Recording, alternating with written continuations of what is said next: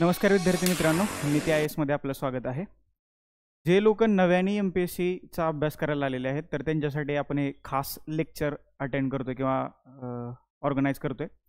याच्या पाठीमागचं कारण काय की MPSC चा पॅटर्न बदलला आहे आणि तो मुख्य परीक्षेचा पॅटर्न बदलला आहे. MPSC कोणत्या सेवांसाठी परीक्षा घेते हे सुद्धा तुम्हाला माहित असलं पाहिजे. तर त्या अनुषंगाने एक छोटंसं लेक्चर आहे. नव्याने जे सुरुवात करणार आहेत किंवा जे पदवीच्या पहिल्या वर्षाला आहेत किंवा ज्यांची पदवी नुकतीच संपली आणि त्यांनी असा निर्णय घेतला की आपल्याला सिव्हिल सर्व्हिसेस करायचे आहेत, तर त्या मुलांसाठी हे लेक्चर महत्त्वाचं ठरणार आहे. म्हणजे तुम्ही जी माहिती वेबसाईट्सवरती किंवा आयोगाच्या टेलिग्राम चॅनलवरती, आयोगाच्या वेबसाईट्सवरती शोधण्याचा प्रयत्न करता, बऱ्याचशा जणांना त्याच्यामध्ये यश येतं आणि बऱ्याचशा जणांना अपयश येतं. तर ती माहिती मी सगळी तुम्हाला या लेक्चरमध्ये देतोय. आता हे लेक्चर थोडंसं मोठं होण्याची शक्यता आहे, परंतु तुमच्या मनात जे डाऊट्स आहेत की कोणत्या पोस्टसाठी कुठं पोस्टिंग असतं, त्याची सॅलरी किती असते, ओके, उपजिल्हाधिकारी हे पद आहे, मग त्याची सॅलरी किती असते, त्याचं पोस्टिंग महाराष्ट्रात कुठं होऊ शकतं, किती त्याच्यासाठी अभ्यासक्रम आहे, किती अभ्यास करावा लागतोय, पूर्व कशी असते, मुख्य कशी असते, मुलाखतीचं किंवा इंटरव्ह्यूचं शेड्यूल कसं असतं, तर ती सगळी माहिती जी आहे तर मी तुम्हाला या लेक्चरच्या माध्यमातून देणार आहे. त्याच्यामुळं अगदी पहिल्यापासून शेवटपर्यंत हे लेक्चर न विसरता पहा. ओके, नवीन जे विद्यार्थी आहेत त्यांचे सगळे डाऊट्स जे आहेत ते या लेक्चरमधून क्लिअर होतील. जुन्या विद्यार्थ्यांना ही सगळी परीक्षा योजना जी आहे तर ते अगदी अप टू डेट माहीत आहे. नवीन विद्यार्थ्यांसाठी महत्त्वाचं लेक्चर आहे. याशिवाय नीती आयोगचे जे वेगवेगळे उपक्रम सुरू आहेत, GSच्या बॅचेस आहेत, पर्सनल मेंटरशिप आहे, आन्सर रायटिंग आहे, एसे रायटिंग आहे, तर त्या सगळ्या बॅचेसबद्दल जर का तुम्हाला माहिती हवी असेल तर एकदा सदाशिव पेठेतल्या नीती आयोगच्या ऑफिसला भेट द्या किंवा तुम्ही आमच्या संपर्क क्रमांकावरती संपर्क साधला तरी सुद्धा तुम्हाला सगळी माहिती मिळून जाईल. पुण्यात असाल, ऑफलाईन क्लास करायचा जर का विचार करत असाल तर नीती आयोगमध्ये या एकदा, आणि क्लास संबंधीची जी माहिती आहे UPSC आणि MPSC नवीन पॅटर्ननुसार तुम्हाला आम्ही दर्जेदार कोचिंग उपलब्ध करून देण्याचा प्रयत्न करतोय. जर का आउट ऑफ पुणे असाल तर ऑनलाईन सुद्धा तुम्हाला ॲक्सेस मिळू शकतो, तर तो सुद्धा तुम्ही घेऊ शकता. एकदा नीती आयोगच्या बरोबर संपर्क साधून पहा. चला सुरुवात करूया. पहिल्यांदा तुमच्या स्क्रीनवरती एक 8 काय म्हणू आपण त्याला 8 ओळींचा टेबल दिसतोय, परीक्षेचं नाव. Okay, just 1 minute. आता या ज्या सगळ्या परीक्षा आहेत तर MPSC महाराष्ट्र राज्य लोकसेवा आयोग या परीक्षा कंडक्ट करत असतं आणि ह्या 8 सेवा आहेत, परीक्षाचे नाव आहेत. त्याच्यामध्ये पहिली आहे राज्यसेवा मुख्य परीक्षा. आता या राज्यसेवेमध्ये जे तुमचं सर्वांचं आवडीचं पद आहे, उपजिल्हाधिकारी, डेप्युटी कलेक्टर, हे सर्वात महत्त्वाचं पद याच्यामध्ये येतं. त्या पदांबद्दल मी तुम्हाला वरती सांगतोयच. दुसरं आहे महाराष्ट्र स्थापत्य म्हणजे सिव्हिल इंजिनिअरिंग. तिसरं आहे महाराष्ट्र यांत्रिकी म्हणजेच मेकॅनिकल इंजिनिअरिंग. चौथा आहे महाराष्ट्र विद्युत अभियांत्रिकी सेवा, विद्युत व यांत्रिकी अभियांत्रिकी सेवा. त्याच्यानंतर 5वा आहे कृषी सेवा, कृषी म्हणजे ॲग्रिकल्चर, वनसेवा म्हणजेच फॉरेस्ट, अन्न व औषध, फूड अँड मेडिसिन. त्याच्यानंतर 8वा आहे निरीक्षक वैद्यमान मापनशास्त्र, ही गट ब ची पोस्ट आहे. ओके, ह्या राज्यसेवेत सुद्धा काही गट ब च्या पोस्ट आहेत आणि ह्या 8व्यामध्ये निरीक्षकामध्ये सुद्धा काही गट ब च्या पोस्ट आहेत. तर ह्या 8 सेवा आहेत किंवा या 8 परीक्षा आहेत. या 8 परीक्षा अंतर्गत वेगवेगळ्या पोस्ट ज्या आहेत तर त्या तुम्हाला दिल्या जातात. अगदी 1 बाय 1 A पासून Z पर्यंत सगळ्या गोष्टी ज्या आहेत तर त्या तुमच्या मी इथं क्लिअर करून देण्याचा प्रयत्न करतोय. अजूनही तुमच्या काही याच्यानंतर या लेक्चरनंतर काही डाऊट्स असतील तर तुम्ही कॉन्टॅक्ट करू शकता किंवा या व्हिडिओच्या कमेंट बॉक्समध्ये जर का तुम्ही कमेंट केलं तरी सुद्धा तुमच्या सगळ्या प्रश्नांची उत्तरं मी देण्याचा प्रयत्न करीनच. याशिवाय नीती आयोग तुमच्यासाठी अगदी 24/7 उपलब्ध आहे. तुम्ही तिथंही संपर्क साधू शकता. बघा आता तुमच्या स्क्रीनवरती काय दिसतंय, महाराष्ट्र नागरी सेवा राजपत्रित गट अ आणि गट ब परीक्षा. आता त्याचं नियोजन आहे, म्हणजे गट ब म्हणजे ते कंबाईनचं नाही आहे, कंबाईन वेगळं आहे. आणि ह्या MPSC मध्ये म्हणजे कशामध्ये, राजपत्रित गॅझेटेड सर्व्हिसेसमध्ये सुद्धा गट अ आहे आणि गट ब आहे. तुमच्या डोक्यात जर का ग्रुप बी आणि ग्रुप सी MPSC असेल तर ते थोड्या वेळ बाजूला ठेवा, त्याच्याबद्दल सुद्धा आपण इन डिटेलमध्ये पाहूयाच. पण सुरुवातीला आपण याच्याबद्दल चेक करण्याचा प्रयत्न करूया. ओके, आता बघा सगळ्यात पहिली महत्त्वाची पोस्ट आहे ती म्हणजे उपसंचालक प्रकल्प अधिकारी एकात्मिक आदिवासी विकास प्रकल्प श्रेणी 1 उपायुक्त गट अ म्हणजे ग्रुप A ची ही पोस्ट आहे. आलं लक्षात, ही सगळ्यात महत्त्वाची पोस्ट आहे. आता याचा पगार किती असतो बघा एकदा. आहे ना पगार भरपूर आहे. याचं पोस्टिंग कुठं असतं, महाराष्ट्रात तुम्हाला कुठे याची पोस्टिंग असते. तुम्ही जर का प्रमोशन झालं तुमचं तर कुठपर्यंत पोहोचू शकता, सहसंचालक आणि त्यापुढील पदे इथपर्यंत तुम्ही पोहोचू शकता. त्याच्यानंतर जी आपली ड्रीम पोस्ट आपण म्हणतो ती आहे उपजिल्हाधिकारी. ग्रुप ए ची पोस्ट आहे ही. सॅलरी बघा कमीत कमी एवढी सॅलरी मिळते तुम्हाला. आणि बाकीच्या सोयी सुविधा, गव्हर्नमेंटचं घर, गव्हर्नमेंटची गाडी, बाकी सगळं गव्हर्नमेंटचं. पोस्टिंग याची सुद्धा महाराष्ट्रात, संपूर्ण महाराष्ट्रात कुठेही असते. पोस्टिंग नंतर प्रमोशनने तुम्ही कुठे जाऊ शकता? उपजिल्हाधिकाऱ्यांच्या निवड श्रेणीत आणि त्यापुढील पदे. ओके, म्हणजे तुम्ही DC झाला तर तुम्ही IAS होऊ शकता, पण ते लगेच होऊ शकत नाही. त्याच्यासाठी तुमचं कामही चांगलं असलं पाहिजे. त्याच्यानंतर आहे पोलीस उपाधीक्षक, DYSP. याला DC म्हणतो आपण, डेप्युटी कलेक्टर. ओके, हे DYSP, सहाय्यक पोलीस आयुक्त, गट अ. बरोबर, याची पण सॅलरी बघून घ्या एकदा. स्टार्टिंग कुठून होती तुमची? 56,000 आणि 1,00,000. बरोबर. पोस्टिंग महाराष्ट्रात कुठेही. पोलीस अधीक्षक होऊ शकता तुम्ही. पोलीस उपायुक्त आणि त्यापुढील पदे जे आहेत तर ते तुम्हाला मिळू शकतात. बरोबर. त्याच्यानंतर आहे सहाय्यक राज्यकर आयुक्त, ACST, assistant. Okay, assistant commissioner of sales tax. Group A ची पोस्ट आहे. हे सुद्धा स्टार्टिंग 56,000 पासून होतं 1,00,000पर्यंत महाराष्ट्रात कुठेही. आणि तुम्ही प्रमोशननी कुठपर्यंत जाऊ शकताय? राज्यकर उपायुक्त आणि त्यापुढील पद. बरोबर, हे लक्षात ठेवा. त्याच्यानंतर उपनिबंधक सहकारी संस्था, ते सुद्धा ग्रुप ए ची पोस्टिंग आहे. सॅलरी, पोस्टिंग महाराष्ट्रात कुठेही असतं तुमचं. आणि जाऊ कुठपर्यंत शकता प्रमोशननं? सहाय्य निबंधक सहकारी संस्था आणि त्यापुढील तत्सम पदं जे असतात तर तिथपर्यंत तुम्ही प्रमोशनने जाऊ शकता. हे लक्षात ठेवा. प्रमोशन जे आहे तर ते खूप महत्त्वाचं या ठिकाणी असल्याचं आपल्याला दिसतंय. त्याच्यानंतर उपमुख्य कार्यकारी अधिकारी, गट विकास अधिकारी त्याला म्हटलं जातं. ही सुद्धा ग्रुप ए चीच पोस्ट आहे. आता या पोस्टच्या माध्यमातून पोस्टिंग त्याचं सुद्धा महाराष्ट्रात कुठे असतं. बऱ्याचशा म्हणजे पोस्टचं आहेत तर त्याचं सर्वसा पोस्टिंग संपूर्णतः महाराष्ट्रात असतं. आणि हे जे तुम्हाला दिसते मुख्याधिकारी, CEO, नगरपालिका आणि नगर परिषद, गट अ ची पोस्ट आहे. ही पेमेंट तेवढंच आहे.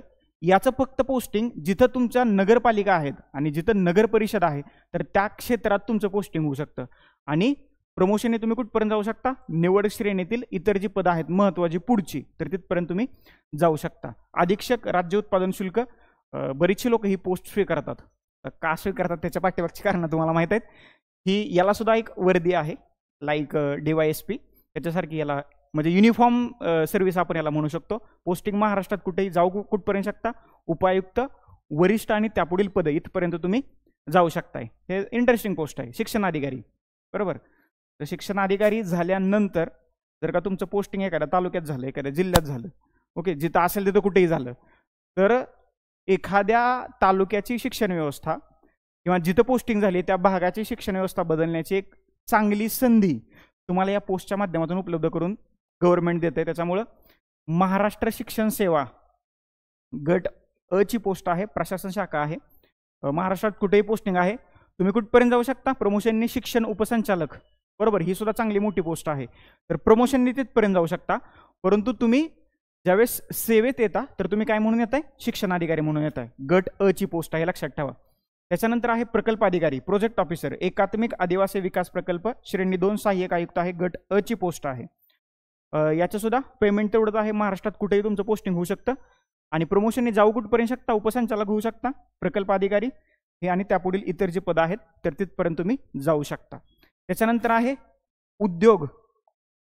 ओके, उद्योग उपसंचालक, तांत्रिक, गट अ, महाराष्ट्रात कुठेही. त्याच्यानंतर आहे बाल विकास प्रकल्प अधिकारी. ओके, ही जी पोस्ट आहे बाल विकास प्रकल्प अधिकारी तर ही अगोदर या पोस्टसाठी वेगळी एक्झाम MPSC कंडक्ट करत होती. परंतु गेल्या वर्षीपासून ही जी पोस्ट आहे तर ही ह्या गॅजेटेडमध्ये टाकली आहे. त्याच्यामुळं या पोस्टला खूप ओलं आहे बरं का. डायरेक्ट तुम्हाला ग्राउंड लेवलला उतरून काम करता येते, हे लक्षात ठेवा. ओके, आधी याच्यासाठी वेगळी एक्झाम MPSC कंडक्ट करत होती. परंतु आता ही जी पोस्ट आहे तर ती या राजपत्रित गॅजेटेड परीक्षेमध्ये ऍड करण्यात आलेली आहे. याचं सुद्धा पोस्टिंग महाराष्ट्रात कुठेही होऊ शकतं. उपायुक्त आणि त्यापुढील पदं जे आहेत तर तिथपर्यंत तुम्ही प्रमोशनने पोहोचू शकता. व्हेरी इंटरेस्टिंग पुन्हा एकदा हा टॉपिक आहे. त्याच्यानंतर तहसीलदार, हे सर्वांना माहितीच आहे. तहसीलदार आपल्या जवळची ही पोस्ट आहे. कारण ज्यावेळेस आपल्याला सर्टिफिकेट काढायचं असतं, कशाचं? कास्ट सर्टिफिकेट असेल, इन्कम सर्टिफिकेट असेल तर आपल्याला इथं जावंच लागतं. तालुक्याच्या ठिकाणची पोस्ट आहे. याची जरा थोडीशी सॅलरी कमी आहे. म्हणजे याची 56,000 स्टार्टिंग होती, याची 55,000 स्टार्टिंग होती. पोस्टिंग महाराष्ट्रात कुठेही.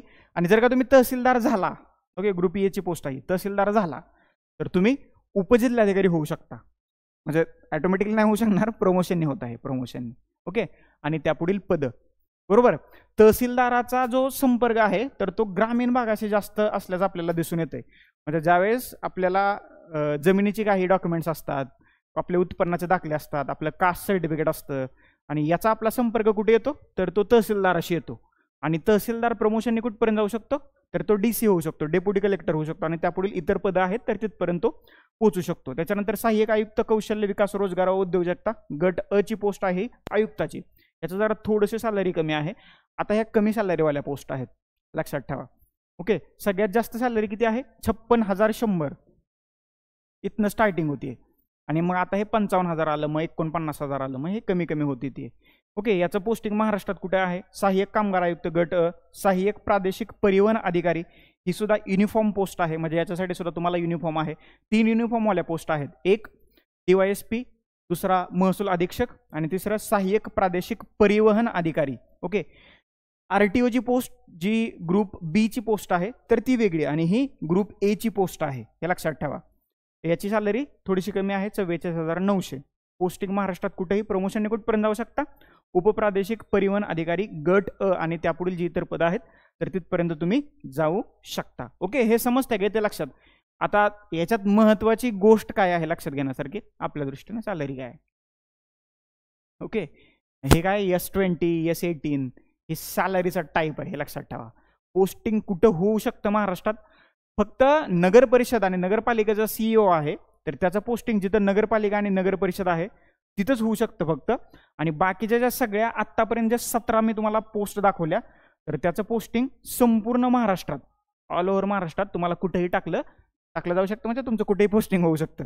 आणि हा जो रकाना आहे किंवा हा जो कॉलम आहे तर तुम्ही एखाद्या सेवेत आल्यानंतर प्रमोशनने तुम्ही कुठपर्यंत पोहोचू शकता तर त्याची माहिती मी तिथं दिलेली आहे. समजलीत पर्यंत. चलो आता पुढे जाऊया. पुढे अजून पोस्ट आहेत थोड्याशा, जरा पटपट पण करण्याचा प्रयत्न करूया. बघा आता हे काय आहे, ही पुढची पोस्ट आहे उपशिक्षण अधिकारी. वरती आपण काय पाहिलं शिक्षण अधिकारी, ही गट ब ची आहे आणि शिक्षण अधिकारी जे आहे तर ती गट अ ची आहे. जर का तुम्ही उपशिक्षण अधिकारी झाला गट ब मधून तर तुम्ही काय होऊ शकता शिक्षण अधिकारी होऊ शकता प्रमोशननी. आणि ही गट अ ची पोस्ट आहे. म्हणजे तुम्हाला सॅलरी कशाची मिळेल शिक्षण अधिकारी झाल्यानंतर गट अ ची. त्याच्यासाठी तुम्हाला चांगलं काम करावं लागेल, नवीन योजना आणाव्या लागतील. गव्हर्नमेंटने ज्या योजना आणलेल्या आहेत तर त्याचं व्यवस्थितपणे अंमलबजावणी करायला लागेल. बघा कुठल्याही सर्व्हिसमध्ये जावा, जर का तुम्ही मनोभावे, शेवटी आपण काय आहोत लोकांचे सेवक आहोत, लोकसेवा करण्यासाठी आपण या सिस्टीममध्ये येतोय.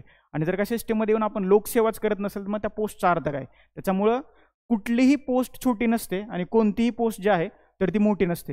तुम्ही एखाद्या सेवेत जाऊन काय करताय याचा अर्थ कशी चांगली सेवा देताय, प्रशासन अधिक कसं लोकाभिमुख बनवताय हे जास्त महत्त्वाचं असतं. म्हणजे अगदी तलाठी म्हणून एखाद्या व्यक्तीची किंवा एखाद्या मुलाची निवड झाली किंवा नियुक्ती झाली, तिथं जरी त्याने चांगलं काम केलं, लोकांचे प्रश्न जे असतील ते अगदी पुढे होऊन सोडवण्याचा प्रयत्न केला तर त्याही पोस्टमधून त्याला समाधान मिळू शकतं. किंवा त्याही पोस्टमधून एक वेगळी काय म्हणतो आपण सेवेचं कल्चर, सेवेची संस्कृती तो निर्माण करू शकतो. आणि एखादा उपजिल्हाधिकारी झालाय आणि तिथं जाऊन त्यांनी काहीच काम केलं नाही तर त्या पोस्टचा अर्थ काहीच नाही. आलं लक्षात. त्याच्यामुळे कुठलीही पोस्ट छोटी नसते, कुठलीही पोस्ट मोठी नसते, फक्त ती सॅलरीच्या बाबतीत छोटी आणि मोठी असते, हे लक्षात ठेवा. बाकी तर शेवटी तुम्हाला लोकसेवाच करायची. ओके, आपण सर्व्हिसमध्ये येतोय कशासाठी लोकांची सेवा करण्यासाठी, हे ते लक्षात समजतंय. चला आता पुढं काय आहे नंतर मंत्रालय विभागातील कक्ष अधिकारी. ओके, गट ब. आता याचं जे पोस्टिंग आहे तर ते तुमचं फक्त कुठं होऊ शकतं मंत्रालयात होऊ शकतंय, कारण इथं पोस्टचं नावच आहे मंत्रालय विभागातील कक्ष अधिकारी. याचं पोस्टिंग मुंबई. ओके, बरेचशा माझ्या मित्रमैत्रिणी आता मुंबईमध्ये पोस्टिंग आहेत, म्हणजे मंत्रालयात पोस्टिंग आहेत. मुंबईमध्ये कमी पगाराचा जॉब करणं ते म्हणतात परवडत नाही, साहजिक आहे, महागाई तेवढी आहे आणि तुम्हाला राहावं आसपासच लागणार आहे जिथे तुमचं पोस्टिंग आहे. आणि रेंट बऱ्याचशा गोष्टी असतात. परंतु जर का तुम्हाला चांगली पोस्ट मिळाली, ही कशाची आहे, ही ग्रुप बी ची पोस्ट आहे, गट ब ची पोस्ट आहे, ही गॅझेटेड मधली. आणि प्रमोशनने तुम्ही कुठपर्यंत जाऊ शकता अवर सचिव, बरोबर, सचिवच्या दर्जापर्यंत. त्याच्यानंतर महाराष्ट्र लोकसेवा आयोगाच्या कार्यालयातील MPSCच्या कार्यालयात जर का तुम्हाला पोस्टिंग मिळालं तर चांगलं आहे. आतल्या गोष्टी तुम्ही आम्हाला सांगू शकाल की काय चाललंय, कोणती जाहिरात कधी येऊ शकते, या परीक्षेचा निकाल कधी लागू शकतो, ह्या सगळ्या गोष्टी तुमचं पोस्टिंग तिथं झालं तर तुम्ही मला सांगू शकता. ओके, आता MPSCचं ऑफिस नवी मुंबईला गेले, तुमचं पोस्टिंग तिथं होऊ शकतं. गट ब ची पोस्ट आहे लेखाधिकारी महाराष्ट्र वित्त व लेखा सेवा. ओके, गट ब महाराष्ट्रात कुठेही पोस्टिंग आहे त्याच्यानंतर अधीक्षक, निरीक्षक, प्रमाणित शाळा, गट संस्था, CDPO म्हणतात त्याला. CDPO गट ब, गट ब ची पोस्ट आहे. वरची जी होती ती गट अ ची पोस्ट आहे. ओके, जरा वेतन थोडंसं कमी आहे. महाराष्ट्रात कुठेही पोस्टिंग होऊ शकतं. आणि जाऊ कुठपर्यंत शकता, महिला व बाल विकास अधिकारी, उपमुख्य कार्यकारी अधिकारी, बाल कल्याण आणि त्यापुढची जी पदं आहेत तर तिथपर्यंत तुम्ही पोहोचू शकता. सहाय्यक गट विकास अधिकारी, बरोबर, पुन्हा ही गट ब ची पोस्ट आहे. त्याच्यानंतर मुख्य अधिकारी. ओके, नगरपालिका, नगर परिषद गट ब ची पोस्ट आहे. पुन्हा एकदा बघा, याचं काय म्हणतो आपण, लोकेशन जे आहे तर ते नगरपालिका आणि नगर परिषद क्षेत्र जिथं आहे तर तिथं याचं तुमचं जे आहे तर ते पोस्टिंग होऊ शकतं.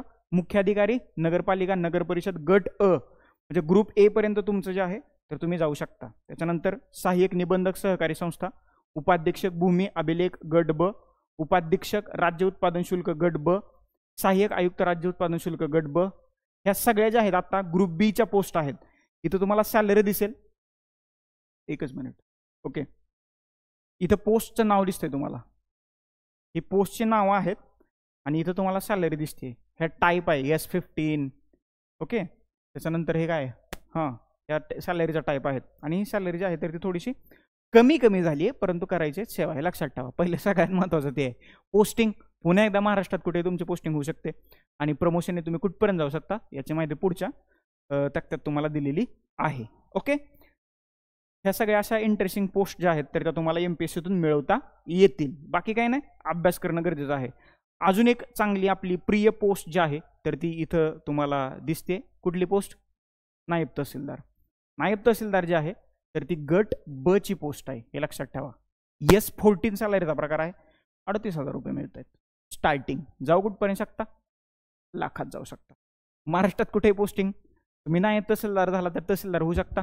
ग्रुप ए ची पुन्हा पोस्ट आहे, परंतु कधी होऊ शकता, चांगली सेवा दिली म्हणजे तुमच्या कमी वयात जर का तुम्ही झाला तर तुम्ही प्रमोशनने गट अ पर्यंत आहे तर ते पोहोचू शकता. सहाय्यक नियंत्रक, शिदा वाटप, रेशन दुकान, आलं लक्षात.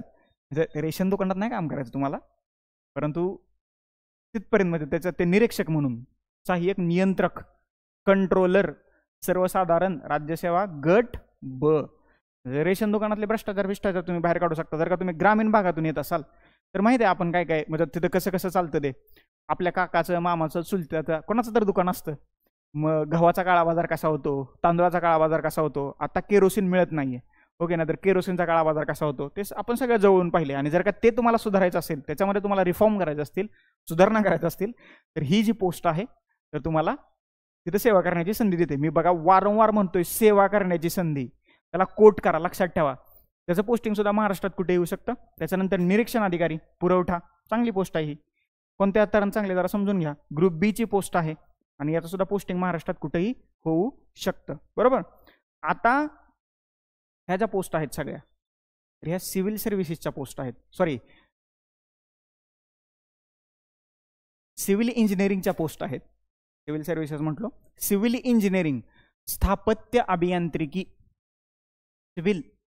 सिव्हिल इंजिनियर आहेत तर त्यांचं पोस्टिंग कुठं होऊ शकतं बघा. पहिलं कुठं होऊ शकतं, जलसंपदा विभाग, वॉटर डेव्हलपमेंट डिपार्टमेंट. त्याच्यामध्ये गट अ, सहाय्यक कार्यकारी अभियंता. पेमेंट केवढं आहे, DC ला जेवढं पेमेंट आहे तेवढंच आहे पेमेंट, म्हणजे सॅलरी S20. त्याच्यानंतर सहाय्यक अभियंता गट अ, स्थापत्य सहाय्यक अभियंता गट ब ही क्लास 2. उपविभागीय जलसंधारण अधिकारी स्थापत्य गट अ आणि जलसंधारण अधिकारी स्थापत्य गट ब. ओके, सॅलरी जवळजवळ याची जर का सोडली तर बाकीला सगळ्यांना S20 आहे. पोस्टिंग महाराष्ट्रात कुठेही. आणि जाऊ कुठपर्यंत शकता, ज्येष्ठता व पात्रतानुसार उच्च कार्यकारी व प्रशासकीय पदावर महाराष्ट्रात कुठेही तुमचं पोस्टिंग प्रमोशननी होऊ शकतं, बरोबर. त्याच्यानंतर आहे यांत्रिकी अभियांत्रिकी, मेकॅनिकल इंजिनिअरिंग जर का तुमचं झालं असेल ते इंजिनिअरिंगवाल्यांसाठी एक सुवर्ण संधी आहे. कारण बघा इंजिनिअरिंगचं काय असतं, जागा जास्त असतात, हे लक्षात ठेवा. म्हणजे मागच्या वर्षी जर का तुम्ही बघितली तर त्यांचं मेरिट जे आहे तर आउट ऑफ 400, किती, आउट ऑफ 400 म्हणजे ह्याच्यापेक्षा निम्म्याच्या निम्म्या मार्काला त्यांचं मेरिट लागले, बरोबर. त्याची मुख्य परीक्षा जी असते म्हणजे या सिव्हिल इंजिनिअरिंग राज्यसेवा सोडून बाकीच्या इतर सर्व्हिसेस ज्या आहेत तर त्यांचे मुख्य परीक्षेला 2 पेपर असतात, हे लक्षात ठेवा. पुढे मी तुम्हाला सांगेनच, हे 200 मार्काचे असतात. 200 मार्काचे 2 पेपर. हे किती झाले, हे 400 झाले आणि त्यांचा 50 मार्काचा इंटरव्ह्यू म्हणजे आउट ऑफ 400 450 450 पैकी मेरिट लागतं त्यांचं 250. हे लक्षात ठेवा. त्याच्यामुळे जर का तुमचं इंजिनिअरिंग झालं असेल आणि तुम्हाला सिव्हिल सर्व्हिसेसमध्ये यायचं असेल तर या सगळ्या तुमच्यासाठी गोल्डन ऑपॉर्च्युनिटीज आहेत. त्याच्यामुळे याच्यावरती थोडंसं लक्ष देण्याचा प्रयत्न करा. नामी संधी आहे. आणि एकदा जर का तुम्हाला म्हणजे बघा जी लोक इंजिनिअरिंगच्या शेवटच्या वर्षाला आहेत, जर का तुम्ही पहिल्यापासून जर का त्याचा व्यवस्थितपणे इंजिनिअरिंगचा अभ्यास केला असेल तर याच्यामधून तुम्हाला यश मिळवायला सोपं जातंय राज्यसेवेच्या तुलनेत. कारण राज्यसेवेचे जे सगळं मुख्य जे पॅटर्न आहे तर तो खूप वेगळा आहे आणि आता तर UPSC सारखं तुम्हाला तो पॅटर्न त्या पॅटर्नचा अभ्यास करावा लागेल. याचं काय 2 पेपर आहेत 200 मार्काचे आणि पुन्हा 50 मार्काचा इंटरव्ह्यू.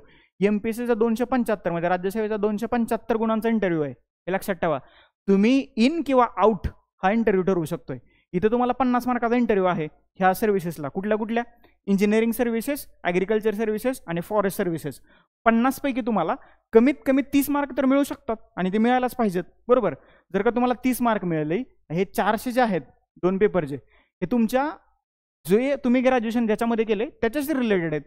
त्याच्यामुळे इथं तुम्हाला आउट ऑफ 400 कमीत कमी तुम्हाला 200 तर मार्क मिळू शकतात आणि याचे 230 मार्काला तुम्ही सेवेत येऊ शकता. त्याच्यामुळे जे इंजिनिअरिंग करतायत, ओके, जे ॲग्रिकल्चर करतायत तर त्यांनी थोडंसं याच्यावरती लक्ष ठेवणं गरजेचं आहे. त्याच्यानंतर आहे जलसंपदा विभाग. बरोबर. ह्याचे बरं का सिव्हिल इंजिनिअरिंग हे लक्षात ठेवा. जलसंपदा विभागात कुठं होऊ शकतं, सहाय्यक अभियंता, यांत्रिकी, ओके, मेकॅनिकल. त्याच्यानंतर सार्वजनिक बांधकाम विभाग, विद्युत, इलेक्ट्रिकल इंजिनिअरिंग हे तुमचं पोस्टिंग इथं होऊ शकतं. जलसंपदा विभाग येते का लक्षात. कृषी पशुसंवर्धन दुग्ध व्यवसाय विकास हे पुन्हा कृषी अधिकारी हे लक्षात ठेवा. हे थोडंसं ॲग्रिकल्चरशी रिलेटेड आहे. कृषी अधिकारी गट अ ची पोस्ट आहे बरं का आणि कृषी अधिकारी गट ब अशा 2 पोस्ट आहेत लक्षात. याच्यामध्ये कन्फ्युजन नको होऊ देऊ. पोस्टिंग दोन्हीचं महाराष्ट्रात कुठे येऊ शकतं. ही विद्युत यांत्रिकी अभियांत्रिकी सेवा आहे म्हणजे इलेक्ट्रॉनिक्स अँड मेकॅनिकल इंजिनिअरिंग. आणि ही जी आहे महाराष्ट्र ॲग्रिकल्चर, एक मिनिट ते मधून कसं काय येत आहे, महाराष्ट्र कृषी सेवा ॲग्रिकल्चर. याच्यात 2 महत्त्वाच्या पदं आहेत, ग्रुप अ आणि ग्रुप बी. गट अ आणि गट ब. आणि मग कृषी अधिकारी ही कनिष्ठ आहे, गट ब ची पोस्ट आहे. पण फोकस तुमचा या 2 पोस्टवरती राहायला पाहिजे. गट अ आणि गट ब च्या सॅलरी 56,100 DCची सॅलरी आहे. आणि ही S16 आणि S20 थोडासा फरक आहे सॅलरीत, तर थोडंसं समजून घ्या, थोडासाच फरक आहे. ज्येष्ठता पात्रतेनुसार उच्च कार्यकारी अधिकाऱ्यापर्यंत पदावरती तुम्ही पोहोचू शकता. त्याच्यानंतर वनसेवा, फॉरेस्ट सर्व्हिसेस 2 महत्त्वाच्या पोस्ट आहेत. सहाय्यक वनसंरक्षक गट अ आणि वनक्षेत्रपाल गट ब. बऱ्याचशा लोकांच्या पोस्टवरती डोळा असतो. पोस्ट चांगले आहेत कारण याच्यामध्ये तसं इतर पोस्टच्या तुलनेनं काम जे आहे तर ते तुम्हाला कमी असतं. पोस्टिंग तुमचं एखाद्या चांगल्या जंगलात होऊ शकतं. बरोबर. आणि जंगलात होऊ शकतं म्हणजे तुम्हाला तिथं सर्व्हिस करावी लागते. ओके. आणि कुठपर्यंत तुम्ही पोहोचू शकता, ज्येष्ठता व पात्रतेनुसार महाराष्ट्र वनसेवेतील वरिष्ठ पदावरती. म्हणजे जे IFS असतात, IFS इंडियन फॉरेस्ट सर्व्हिस मधून जे महाराष्ट्रात येतात, जे राज्यात येतात, तर तुम्ही कमी वयात लागला तर तुम्ही IFS सुद्धा होऊ शकता. हे लक्षात ठेवा. त्याच्यामुळे चांगली पोस्ट आहे, तर व्यवस्थितपणे अभ्यास करा. का माझ्या मित्राचे वडील MPSCतून लागले होते ॲग्रिकल्चर ह्या फॉरेस्ट सर्व्हिसेसमधून, तर ते रिटायर होताना IFS म्हणून रिटायर झालेत. हे लक्षात ठेवा. त्याच्यामुळे चांगली पोस्ट आहे, काम करू शकता याच्यामध्ये सुद्धा. आणि त्याच्यानंतर वैद्यकीय शिक्षण, अन्न व औषध प्रशासकीय सेवा, त्याच्यामध्ये सुद्धा ज्या आहेत तर त्या 2 पोस्ट आहेत. त्या सुद्धा गट अ आणि गट ब च्या पोस्ट तुम्हाला पाहायला मिळत आहेत. हे लक्षात ठेवा. सॅलरी S20 आणि S15. पोस्टिंग महाराष्ट्रात कुठे येऊ शकतं, पोहोचू कुठपर्यंत शकता, तर जर का तुम्ही गट अ नुसार सेवेत आला असाल तर तुम्ही सहाय्यक आयुक्त होऊ शकता, फूड, अन्न, आणि सहाय्यक आयुक्त अन्न आणि त्यापुढील पदे तुम्हाला मिळू शकतात. मग शेवटी अजून एक पोस्ट आहे, अन्न नागरी पुरवठा व ग्राहक संरक्षण विभाग, निरीक्षक वैद्यमापनशास्त्र गट ब ची पोस्ट आहे. S14 सॅलरी आहे, 38,000 स्टार्टिंग होती, लाखात जाते. पुन्हा एकदा महाराष्ट्रात कुठेही पोस्टिंग आणि कुठपर्यंत जाऊ शकताय, सहाय्यक नियंत्रक वैद्यमापनशास्त्र आणि त्यापुढील पद इथपर्यंत जे आहे तर ते तुम्ही पोहोचू शकता. Okay, that's it. तर या काय आहेत, तर या राज्यपत्रित गॅजेटेड सर्व्हिस आहेत की याच्यासाठी MPSC परीक्षा घेते. सगळ्यात महत्त्वाचं आहे आता ही परीक्षा होते कशी. बरोबर. आता मी तुम्हाला एवढं सांगितलं, या पोस्ट आहेत, एवढी सॅलरी तुम्हाला मिळते, इथं तुमचं पोस्टिंग होऊ शकतं, तुमचं प्रमोशन होऊन तुम्ही इथपर्यंत पोहोचू शकता. आता तुमच्या मनात प्रश्न पडला असेल अभ्यास करायचा कसा आणि कशाचा, तर ते आपण आता इन डिटेल 1 बाय 1 पाहूया. आणि बघा, सगळ्यात महत्त्वाची गोष्ट आहे, आयोगाने काय सांगितले किंवा MPSCने ज्यावेळेस ही परीक्षा योजना जाहीर केली तर वेतन श्रेणीमध्ये शासनाच्या धोरणानुसार बदल होण्याची शक्यता आहे. प्रशासकीय अधिकाऱ्यांच्या म्हणजे ज्यावेळेस तुम्ही ऑफिसर होता तुमच्या वेतनात कमी होत नाही, हे लक्षात ठेवा. वेतन नेहमी वाढत राहतं. इथं जर त्यांनी असं म्हटलं असेल की कमी होण्याची किंवा बदल होण्याची शक्यता, कमी नाही म्हटलं त्यांनी, बदल म्हटलंय, बदल होण्याची शक्यता आहे, याचा अर्थ काय, सॅलरी वाढू शकते. सॅलरी कमी होण्याचे चान्सेस 0% आहेत, लक्षात ठेवा. ज्यावेळेस तुम्ही सर्व्हिसमध्ये जाता, ज्या सर्व्हिसमध्ये तुम्ही आहात तर त्या सर्व्हिसमध्ये तुमची सॅलरी वाढते, तुमच्या सेवा सुविधा सोयी सुविधा आहेत तर त्याच्यामध्ये इन्क्रीमेंट होते, हे लक्षात ठेवा. कधीही तुमची सॅलरी सर्व्हिसमध्ये आल्यानंतर शक्यतो कमी होत नाही. आर्थिक आणीबाणी लागली 360 नुसार तर होऊ शकतं, परंतु ती भारतात लागणार नाहीये. आलं लक्षात. आता काय इथं काय एवढं महत्वाचं नाहीये. पुढे जाऊया आता. हे काय बघा एकदा, परीक्षा पद्धती. आता बघा कशी असते ही परीक्षा पद्धती, दिसते ना तुम्हाला स्क्रीनवरती अगदी व्यवस्थित. चलो आता याच्याबद्दल थोडंसं आपण बोलूया आणि मग आपण पुढे जाऊया. काय म्हणते परीक्षा पद्धती, कशी असेल परीक्षा, कशी होईल. विविध संवर्गाकरता भरती प्रक्रिया खालील 3 टप्प्यामध्ये असेल. कुठले कुठले 3 टप्पे आहेत. पहिले आहे संयुक्त पूर्व परीक्षा. जेवढ्या सगळ्या मी आता पोस्ट दाखवल्या, जेवढ्या सगळ्या मी सेवा दाखवल्या, तर त्या सर्व सेवांसाठी एकच पूर्व परीक्षा होणार आहे, हे लक्षात ठेवा. त्याचे 2 पेपर असतात, पेपर 1 GSचा आणि पेपर 2 CSATचा. मॅथ्स, रिजनिंग, कॉम्प्रेशन त्याच्यामध्ये समावेश असतो. एकच पूर्व परीक्षा आहे आणि त्याच्या संयुक्त सेवा संवर्गनिहाय स्वतंत्र किंवा एकत्रित मुख्य परीक्षा. राज्यसेवेची परीक्षा वेगळी होते मुख्य, कृषी सेवेची मुख्य परीक्षा वेगळी होते, इंजिनिअरिंग सर्व्हिसेसची मुख्य परीक्षा वेगळी होते आणि फॉरेस्टची मुख्य परीक्षा वेगळी होते, हे लक्षात ठेवा. आणि मग इंटरव्ह्यू, मुलाखत. राज्यसेवेचा इंटरव्ह्यू आहे तर तो 275 मार्कांचा आहे, बरोबर. आणि इतर सर्व्हिसेस ज्या आहेत तर त्यांचा इंटरव्ह्यू फक्त 50 मार्कांचा आहे, हे सुद्धा लक्षात ठेवा. ओके. इंटरव्ह्यूचं वेटेज जे आहे तर इतर सर्व्हिसेससाठी राज्यसेवेच्या तुलनेत खूपच नगण्य कमी आहे, ही अतिशय महत्त्वाची गोष्ट आहे, बरोबर. ह्या 3 टप्प्यात जे आहे तर तुमची परीक्षा होणार आहे, हे लक्षात ठेवा. हे 3 टप्पे. आणि तुम्ही कुठल्याही टप्प्यावरती बाहेर पडला तर पुन्हा एकदा नव्याने सुरुवात जी आहे तर ती तुम्हाला करावी लागेल. एकच मिनिट.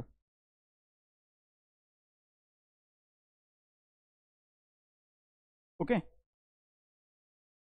नव्याने सुरुवात जी आहे तर ती तुम्हाला करावी लागणार आहे, हे लक्षात ठेवा. हे जास्त महत्त्वाचं आहे. म्हणजे तुम्ही जर का पूर्व परीक्षा तुम्ही पास झाला आणि मुख्य परीक्षेला क्वालिफाईच नाही झाला, म्हणजे पूर्वमधून मुख्यला क्वालिफाईज नाही झाला, तर पुन्हा एकदा तुम्हाला पूर्व द्यावी लागणार आहे. ते CA सारखं नाहीये, तुम्ही या वर्षी एक ग्रुप काढा, पुढच्या वर्षी दुसरा ग्रुप काढा, असं काही नाहीये. इथं सगळं एकदाच काय करायचंय, लक्षात सुरुवात झाली की शेवट करूनच थांबायचंय, म्हणजे डायरेक्ट फायनल लिस्टमध्येच नाव. त्याच्यानंतर प्रस्तुत परीक्षेमधून भरायच्या सर्व सेवा संवर्गातील पदभरती करता एकच संयुक्त पूर्व परीक्षा घेण्यात येईल. मग असे सांगितल्याप्रमाणे एकच, आणि याचे 2 पेपर असतील, GS आणि CSAT, civil services aptitude test आणि जनरल स्टडीज. याच्यामध्ये मग तुमचे ट्रॅडिशनल सब्जेक्ट असतात. कुठले, सायन्स असेल, हिस्ट्री, जिओग्राफी, आपला पॉलिटी पण याच्यात असतो, करंट अफेअर्स आहे, इकॉनॉमिक्स आहे, सगळे इथं असतात. हा 200 मार्कांचा पेपर आहे.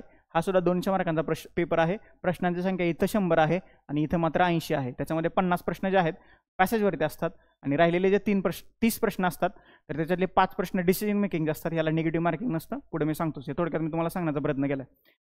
त्याच्यानंतर इतर ज्या काही गोष्टी आहेत त्या इथं थोडंसं वाचून घ्या, ह्याच्यामध्ये काही एवढं विशेष नाहीये. पुढे जाऊया आपण. हां, हे मी तुम्हाला सुरुवातीला दाखवलं होतं, मुख्य परीक्षा. सुरुवात आपण याच्यापासून केली होती. कशी मुख्य परीक्षा होते अजून एकदा तुम्हाला सांगतो, म्हणजे तुम्हाला थोडीशी जी आयडिया आहे तर इथं येऊ शकते. पहिल्यांदा आहे राज्यसेवा मुख्य परीक्षा आणि याचाच पॅटर्न आता बदलला आहे. इन डिटेलमध्ये मी खाली तुम्हाला सांगतोच.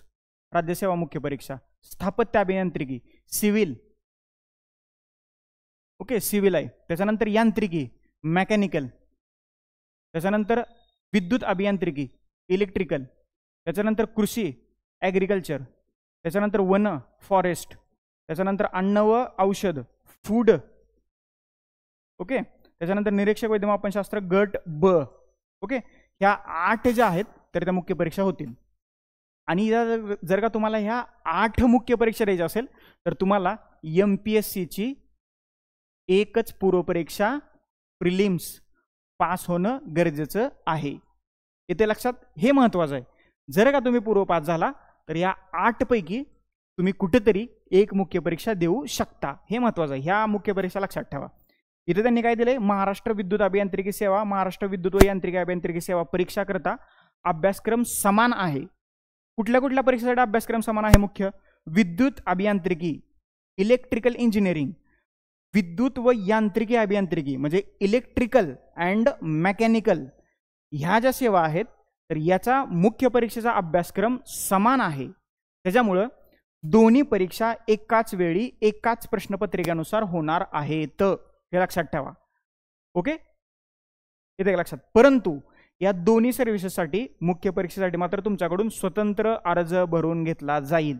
लक्षात ठेवा, जर का तुम्ही याचा अभ्यास करत असाल, इलेक्ट्रिकलचा अभ्यास करत असाल, तर तुम्हाला मेकॅनिकलची मेन्स जी आहे तर ती देता येते, कारण सिलेबस सेमच आहे. परंतु तुमच्याकडून अर्ज मात्र वेगवेगळे भरून घेतले जातील. हे इंटरेस्टिंग आहे थोडंसं. ओके, चलो पुढं. हे आलं लक्षात. ह्या 8 मुख्य परीक्षा तुम्हाला एक पूर्व परीक्षा पास झाल्यानंतर देता येईल. त्याच्यासाठी तुम्हाला अभ्यास करावा लागेल, तो खूप गरजेचा आहे. येते लक्षात.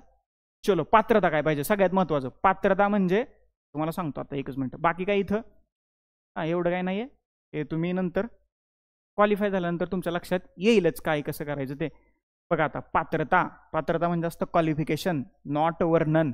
ओके, आयोगाचं ट्रान्सलेशन थोडंसं चुकलं होतं, करेक्ट करणं गरजेचं आहे. काय म्हणतं इथं, काय पात्रता असावी, क्वालिफिकेशन काय असावं तुमचं जर का तुम्हाला या परीक्षेला बसायचं असेल तर? सगळ्यात महत्त्वाचं, तुम्ही भारताचे नागरिक असायला पाहिजे. ते डोमिसाईल सर्टिफिकेट जे काढावं लागतं ना तहसीलदाराकडून, ते तुमच्याकडे असलं पाहिजे. त्याच्यानंतर वयोमर्यादा किती असली पाहिजे? बघा, जाहिरातीमध्ये म्हणजे वयोमर्यादा तुमची कुठून कन्सिडर केली जाते? जाहिरातीमध्ये नमूद केल्याप्रमाणे, म्हणजे ज्या दिवशी म्हणजे जाहिरात सपोज आज आली आणि त्यांनी सांगितलं की 1 जानेवारीला तुमचं एवढं एवढं वय असलं पाहिजे, ते जाहिरातीवरती डिपेंड असतं की तुमचं वय कुठून कॅल्क्युलेट केलं जातं.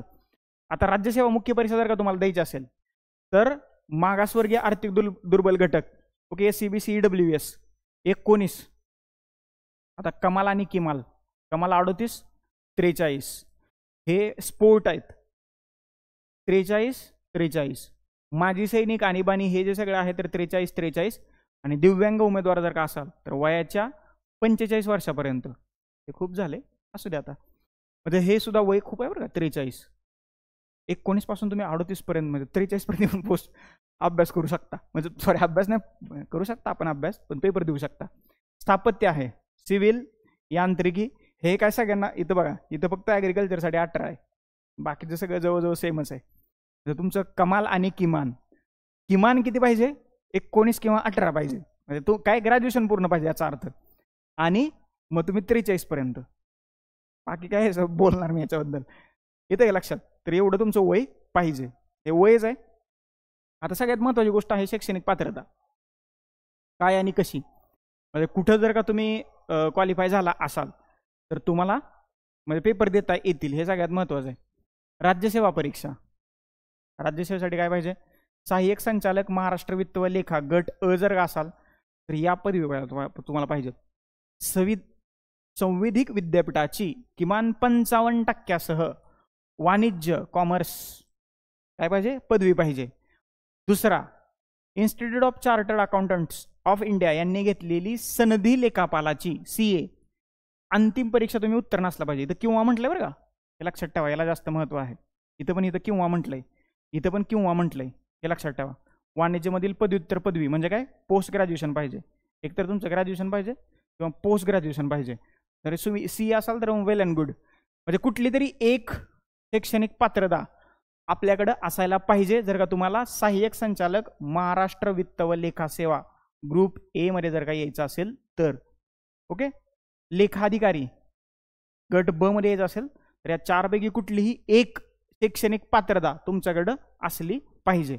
बाकी विषय काय नाही, एवढंच तुमच्याकडे असलं पाहिजे. त्याच्यानंतर सहाय्यक प्रादेशिक परिवहन अधिकारी ARTO जर का तुम्हाला व्हायचं असेल तर तुम्ही काय केलं पाहिजे? यांत्रिकी मेकॅनिकल इंजिनिअरिंग किंवा ऑटोमोबाईल इंजिनिअरिंग किमान 4 वर्षाची पदवी म्हणजे डिग्री डिप्लोमा काय असेल ते. ओके, हे सगळं तुमच्याकडं असलं पाहिजे. उद्योग उपसंचालक जर का व्हायचं असेल तर अभियांत्रिकी, इंजिनिअरिंग, कुठलं कुठलं इंजिनिअरिंग चालतं याला? एक चालतंय सिव्हिल, लक्षात ठेवा. त्याच्यानंतर सिव्हिलच चालतंय. आणि विज्ञान शाखेतील संविधानिक विद्यापीठाची पदवी, सायन्स मधून जर का तुम्ही ग्रॅज्युएट असाल तरी सुद्धा तुम्ही या 2 पोस्टसाठी जे आहे तर ते पात्र आहात, हे लक्षात ठेवा. ओके. त्याच्यानंतर स्थापत्य अभियांत्रिकी सेवा परीक्षा, सिव्हिल इंजिनिअरिंग. आता सिव्हिल इंजिनिअरिंग बद्दल बऱ्याचशा लोकांच्या मनात काय आहे, थोडंसं कुतूहल आहे. आपण ते क्षमवण्याचा प्रयत्न करूया. काय म्हणते बघा आता, सिव्हिल इंजिनिअरिंग, स्थापत्य, हे शब्द थोडेसे लक्षात ठेवा बरं का.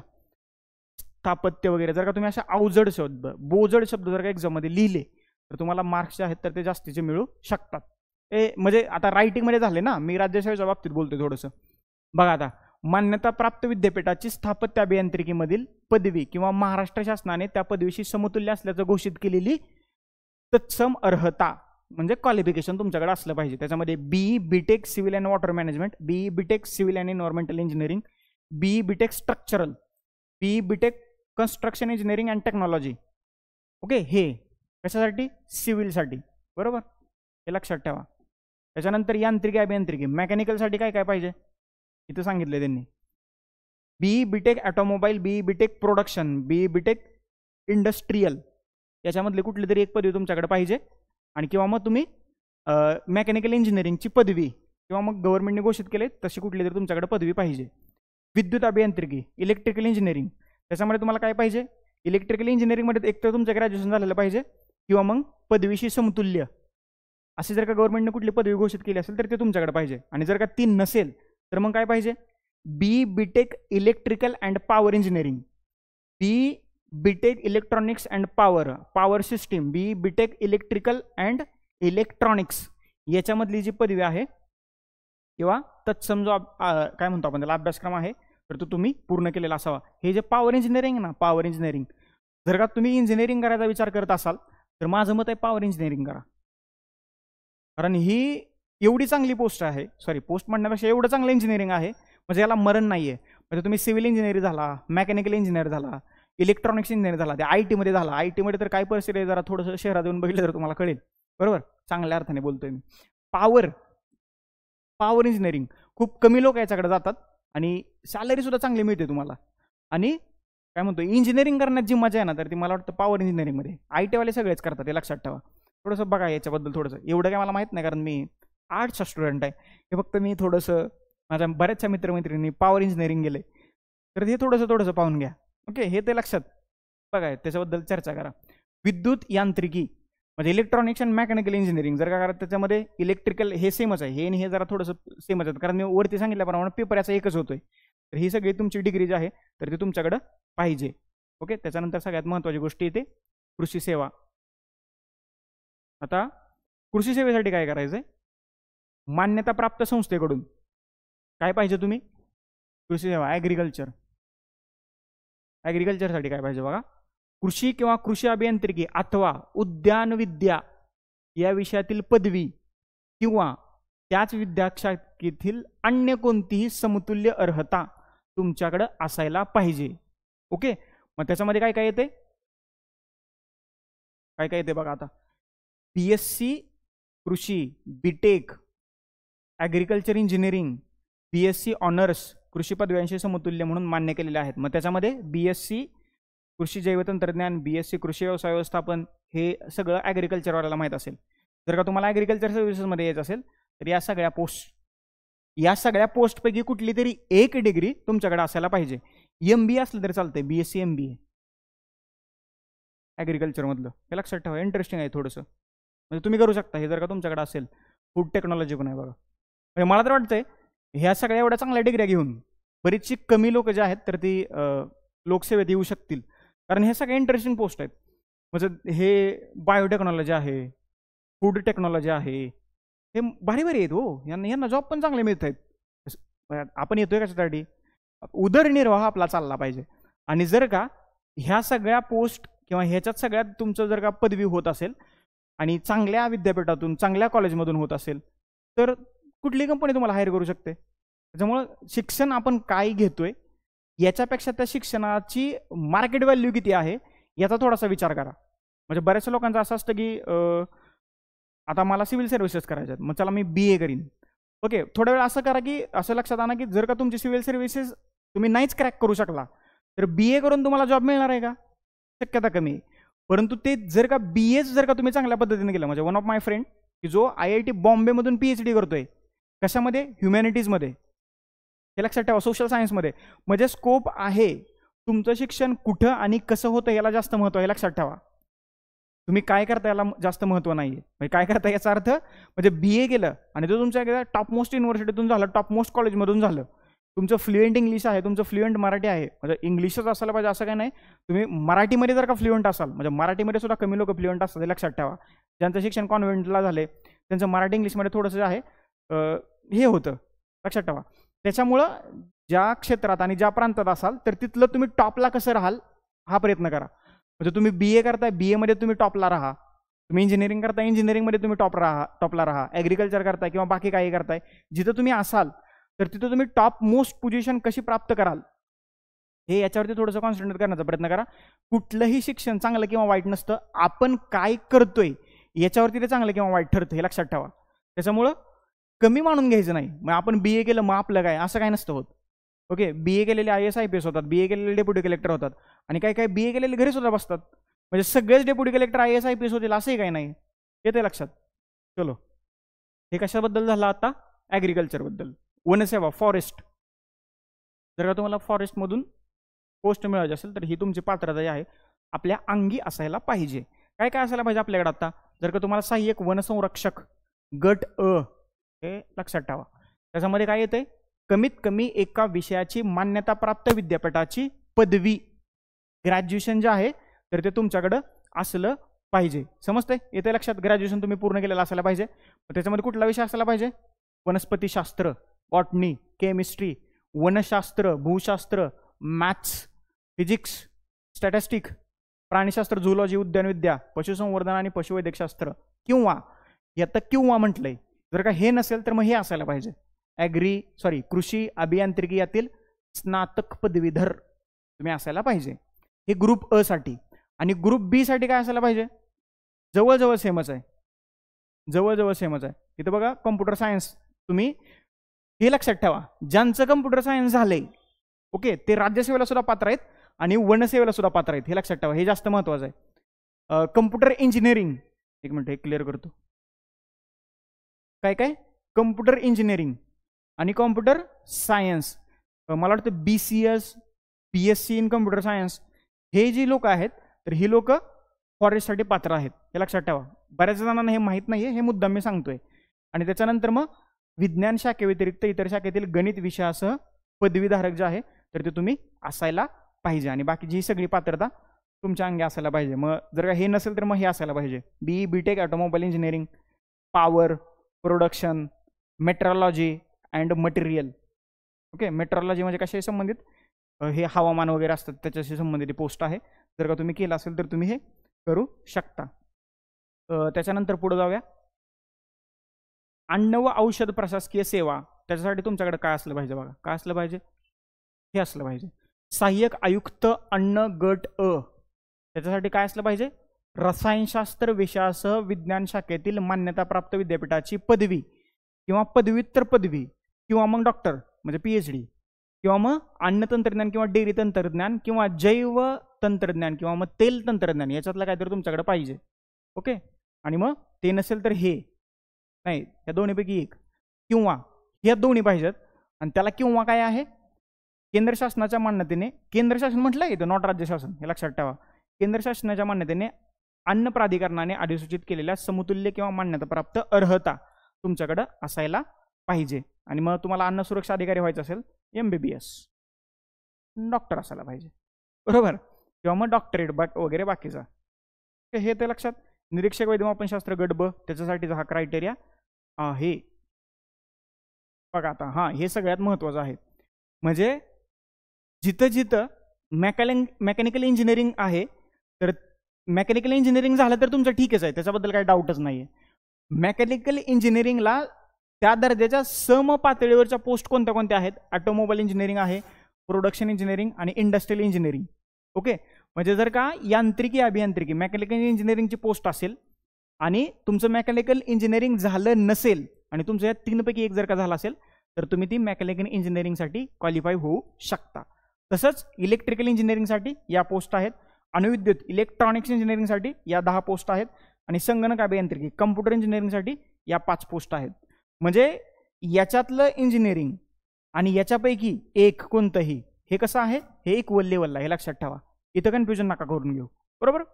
म्हणजे सपोज इलेक्ट्रिकल इंजिनिअरिंगच्या जागा निघाल्या, काही लोकांचं इलेक्ट्रिकल इंजिनिअरिंग झालं नाही परंतु त्यांनी इलेक्ट्रिकल अँड पॉवर इंजिनिअरिंग केले किंवा इलेक्ट्रॉनिक्स अँड पॉवर इंजिनिअरिंग केले, पॉवर सिस्टम इंजिनिअरिंग केले, इलेक्ट्रिकल अँड इलेक्ट्रॉनिक्स इंजिनिअरिंग केले, तर तुम्ही या पोस्टसाठी क्वालिफाय होऊ शकता. समजतंय, येते लक्षात? गुड. पुढे जाऊया. अजून पात्रता काय असायला पाहिजे बघा. सगळ्यात महत्त्वाचं, याचं पोस्टिंग महाराष्ट्रात आहे आणि जर का तुम्ही महाराष्ट्रात तुमचं पोस्टिंग असेल, मला महाराष्ट्रात काम करायचं असेल, सर्वात महत्त्वाचं मराठी भाषेचं ज्ञान आवश्यक आहे. तुमचं इंजिनिअरिंग हार्वर्डमधून स्टॅनफोर्डमधून झालं असेल तर तुम्हाला मराठी येत नसेल, येतच मराठीत म्हणा, येत नसेल तर मग अवघड आहे, थोडंसं तुम्हाला शिकावं लागेल. तर मराठी भाषेचं ज्ञान असायला पाहिजे. ओके. सगळ्यात इंटरेस्टिंग गोष्ट, जे ग्रॅज्युएशनच्या शेवटच्या वर्षाला आहेत, पदवीच्या शेवटच्या वर्षाच्या परीक्षेत बसलेले उमेदवार पूर्व परीक्षेच्या प्रवेशासाठी पात्र असतील. म्हणजे तुमचं ग्रॅज्युएशनचं शेवटचं वर्ष आहे सपोज यावर्षी, तर तुम्ही पूर्व परीक्षा देऊ शकता. परंतु मुख्य परीक्षेच्या प्रवेशासाठी अर्हता प्राप्त ठरल्यास मुख्य परीक्षेच्या प्रवेशासाठी विहित पद्धतीने आवश्यक माहिती अर्ज सादर करण्याच्या अंतिम दिनांकापर्यंत मात्र तुमच्याकडे पदवी उत्तीर्ण झालेलं सर्टिफिकेट असणं गरजेचं आहे. अलग लक्षात. तुम्ही पूर्व देऊ शकता, प्रिलिम्स तुम्ही ग्रॅज्युएशनच्या शेवटच्या वर्षाला असताना देऊ शकता, परंतु जर का तुम्हाला मुख्य परीक्षा द्यायची असेल तर मुख्य परीक्षेचा फॉर्म भरण्याच्या शेवटच्या दिवसाचा पर्यंत तुमच्याकडे तुमचं ग्रॅज्युएशन झाल्याचं सर्टिफिकेट असलं पाहिजे आणि जर का नसेल तर तुम्हाला परीक्षा देता येत नाही. ओके. अंतर्वासिता म्हणजे तुम्ही इंटर्नशिप करत असाल आणि ते जर का आवश्यक असेल तर ते सुद्धा तुमच्याकडे असायला पाहिजे. आता फिजिकल क्रायटेरिया काय आहे, शारीरिक अर्हता काय आहे ते थोडक्यात बघूया. आता खूप कमी पोस्टला जे आहे तर तो फिजिकल क्रायटेरिया लागू होतो. उपजिल्हाधिकाऱ्याला फिजिकल क्रायटेरिया नाही. तुमची ड्रीम पोस्ट कशाला आहे, पोलीस उपाधीक्षक DYSPला आहे. उंची किती असली पाहिजे हे बघा, इथं पुरुषांसाठी आहे मेल कॅन्डिडेट आणि इथं महिला फिमेल कॅन्डिडेट. उंची असली पाहिजे 165 सेंटीमीटर आणि महिलांची 157 सेंटीमीटर. छाती न फुगवता 84 सेंटीमीटर, फुगण्याची क्षमता 5 सेंटीमीटर, म्हणजे 84 आणि 5 89 झाली पाहिजे. आणि महिलांसाठी उंची महत्वाची आहे, लक्षात ठेवा. त्याच्यानंतर अधीक्षक राज्य उत्पादन शुल्क गट अ 165, तिकडे 155, बरोबर. त्याच्यानंतर उपाधीक्षक राज्य उत्पादन शुल्क, त्या दोन्हीसाठी क्रायटेरिया जो आहे तर तो फिजिकल क्रायटेरिया जवळजवळ सेमच आहे. त्याच्यानंतर सहाय्यक प्रादेशिक परिवहन अधिकारी ARTO, याच्यामध्ये बघा दृष्टी महत्वाची आहे, म्हणजे चांगली दृष्टी असायला पाहिजे. RTOची पोस्ट आहे. लांब नाल्या गाड्या तुम्हाला दिसल्याच पाहिजेत ना, गाड्या नाही दिसल्या चलन कसं काय फडणार. ओके. तर ते तुम्हाला इथं दिसायला इथं दृष्टी तुमची चांगली असली पाहिजे. चष्मा वगैरे असला तर किती, आणि तो किती नंबरचा असेल ना ते, हे बघा एवढा, ते जरा थोडंसं पाहून घ्या. चष्मे चांगले वापरा, स्क्रीन टाईम कमी करा, चष्मा लागणार नाही, म्हणजे डोळे चांगले राहतील. ओके. मला चष्मा लागला, आता काय करायचं.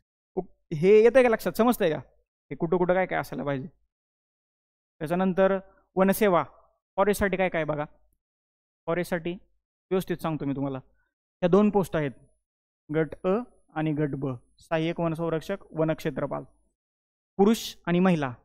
अनुसूचित जमाती व्यतिरिक्त, जमाती म्हणजे शेड्यूल्ड ट्राईब्स ST. उंची महिलांची कमी आहे 150 सेंटीमीटर, पुरुषांची 163 सेंटीमीटर आहे. आणि जमाती ST प्रवर्गातील तुम्ही असाल तर थोडीशी तुम्हाला सूट दिलेली आहे, म्हणजे महिलांना पण दिलेली आहे आणि पुरुषांना पण दिलेली आहे. इथं पण दृष्टीचा फॅक्टर आहे. सुधारणेनंतर आफ्टर करेक्शन हे डायऑप्टर, हे तुमची दृष्टी एवढी असली पाहिजे. त्याच्यानंतर सहाय्यक वनसंरक्षक गट अ करता पुरुष आणि महिला उमेदवार 25 किलोमीटर ते पळायचं आहे तुम्हाला. शारीरिक क्षमता तुमची चेक केली जाते, परंतु हे काही एवढी तर महत्त्वाची नाही आहे, कारण जर का तुम्ही एवढं सगळं करून आला असाल तर थोडीशी सूट मिळू शकते, पण तुम्हाला एवढं पळवतात. लक्षात ठेवा, 25 किलोमीटर पुरुषांना आणि 14 किलोमीटर महिलांना एवढं पळायला लागतं.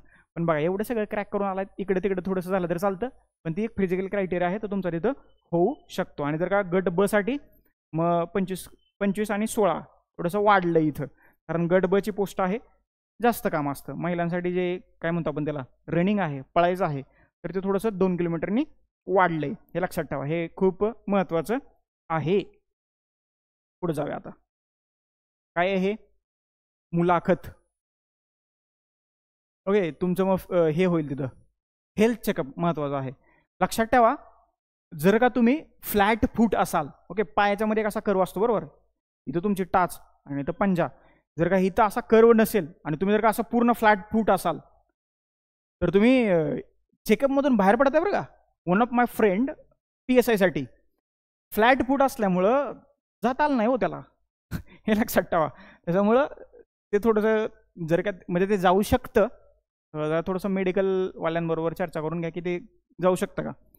तर तुमचं काय होऊ शकतं, वैद्यकीय चाचणी होऊ शकते मुलाखतीपूर्वी. मुलाखतीनंतर प्राधिकृत वैद्यकीय मंडळामधून अजून एकदा तुमचे हेल्थ चेकअप केलं जाऊ शकतं. चांगले सुदृढ अधिकारी पाहिजेत ना. ओके, हे काय आहे, हे शुल्क फी किती आहे बघा. आता शुल्क किती आकारलं जाते फॉर्म भरताना, हे काय एवढं महत्वाचं नाही आहे. फॉर्म भरूनच UPSC बरं आहे, 100 रुपये माझ्या.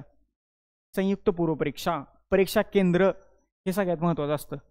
कुठं कुठं परीक्षा देऊ शकता, किती महाराष्ट्रातल्या किती ठिकाणी परीक्षा होती, एक मिनिट. तर एवढ्या ठिकाणी म्हणजे जवळजवळ प्रत्येक जिल्हा केंद्रावर, अहिल्यानगर, अकोला, अलिबाग, अमरावती, छत्रपती संभाजीनगर, बीड, भंडारा, बुलढाणा, चंद्रपूर, धुळे, गडचिरोली, गोंदिया, हिंगोली, जळगाव, जालना, कोल्हापूर, कुडाळ, लातूर. मुंबईमध्ये 2 सेंटर आहेत, मुंबई मध्य, मुंबई पश्चिम. ओके, नवी मुंबई 3 सेंटर झाले मुंबईमध्ये, ठाणे काय म्हणजे मुंबईच्या आसपासचं. ओके, जवळजवळ सगळ्या जिल्ह्यात जे आहे तर तो म्हणजे ते सेंटर जे आहे तर आपलं आहे. हे पूर्वज आहे बरं का, हे पूर्वचं सेंटर आहे. पूर्व परीक्षा एवढ्या ठिकाणी तुमची पूर्व परीक्षा होतीये. मुख्य परीक्षा कुठे कुठे होती बघा. आता मुख्य परीक्षा हे मुख्य परीक्षेचे सेंटर आहेत. किती आहेत? 6 आहेत. आणि हे आपले विभाग आहेत. मुख्य परीक्षेला मुलं कमी असतात, त्याच्यामुळे सेंटरची संख्या सुद्धा थोडीशी जी आहे तर ती कमीच आहे. त्याच्यामध्ये अमरावती, छत्रपती संभाजीनगर, नवी मुंबई, नागपूर, नाशिक आणि पुणे, तर या केंद्रावरती तुमची मुख्य परीक्षा होणार आहे. पूर्व परीक्षा वरती सांगितलेल्या त्या केंद्रावरती होणार आहे. एक जिल्हा केंद्र तुम्हाला कधी निवडायचं आहे? अर्ज करतानाच, बरोबर. म्हणजे आता जर का तुम्ही राज्यसेवेचा फॉर्म भरला असेल, म्हणजे MPSC प्रिलिमचा फॉर्म भरला असेल, तर त्यांनी काय केले, जो तुमचा ऑप्शनल सब्जेक्ट आहे तर ते तुम्ही आत्ताच त्यांनी निवडायला सांगितले. तर मेन्ससाठीचा वेगळा फॉर्म भरताना वेगळा तिथं ऑप्शन तुम्हाला निवडता येणार नाही. जो पूर्व परीक्षेचा फॉर्म भरताना तुम्ही ऑप्शनल वैकल्पिक विषय निवडलेला आहे तर तोच तुम्हाला तिथं परत फिलअप करावा लागणार आहे. जिल्हा सेंटर सुद्धा त्यावेळेस तुम्हाला निवडायचं आहे. नंतर काय तुम्ही त्याच्यामध्ये सांगू शकत नाही, मग मला पाऊस झालाय, मग मला जायलाच येत नाही, मग कसं जाऊन, मग ते म्हणणार घरी बस. ओके, एकदाच काय असेल ते करायचंय.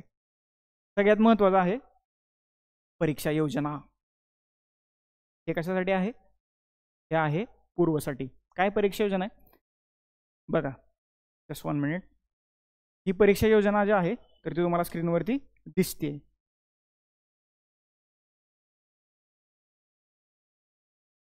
काय म्हणते परीक्षा योजना?